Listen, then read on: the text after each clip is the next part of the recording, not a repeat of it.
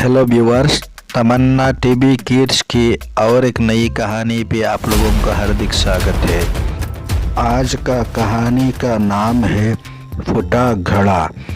तो कहानी ऐसा है, एक गांव में रामू नाम का एक किसान रहता था।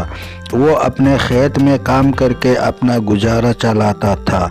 एक दिन वो अपने खेत के बीज लेने के लिए शहर गया।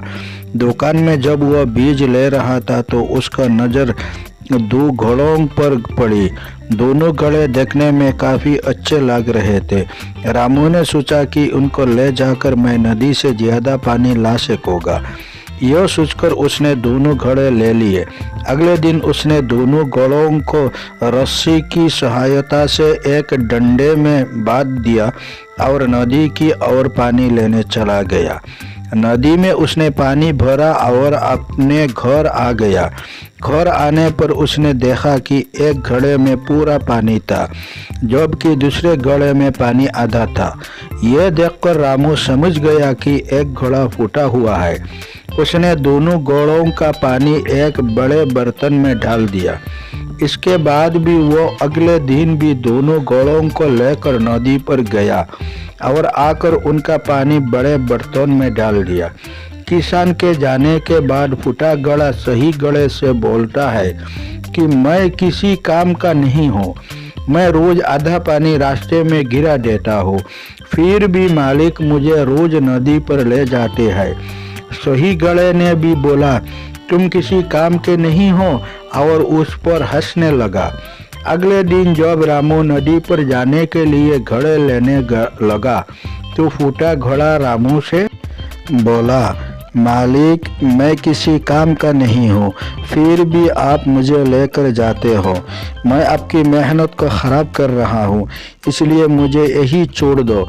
इस पर रामू फूटे घड़े से बोला कि तुम अपने आप को बेकार मत समझो। तुम मेरे साथ चलो और रास्ते में आते समय रास्ते के फूलों को देखो, उससे तुम्हारा मन ठीक हो जाएगा। फूटा घड़ा मान गया और रामू दोनों घड़ों को लेकर नदी से पानी लेने चला गया।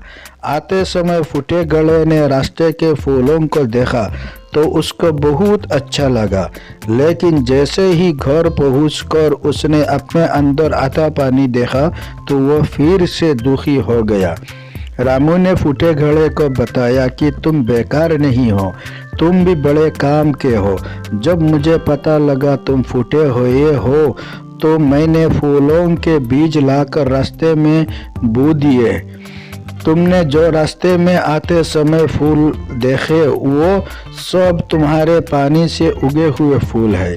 इसके साथ तुम्हारी वजह से मुझे फ़ायदा भी हो रहा है, क्योंकि इन रास्ते के फूलों को बाज़ार में ले जाकर बेच देता हूँ, जिससे मुझे इनकी अच्छी कीमत भी मिल जाती है। यह बात सुनकर फूटे घड़े को महसूस हुआ कि मैं बेकार नहीं हूँ, मेरा भी कुछ लाभ है। मॉरल ऑफ द स्टोरी, सीख। इस कहानी से हमें यह सीख मिलती है कि कोई भी चीज़ बेकार नहीं होती, हमें उसकी अच्छाई को ढूंढकर निखारना चाहिए। Thanks for watching my video.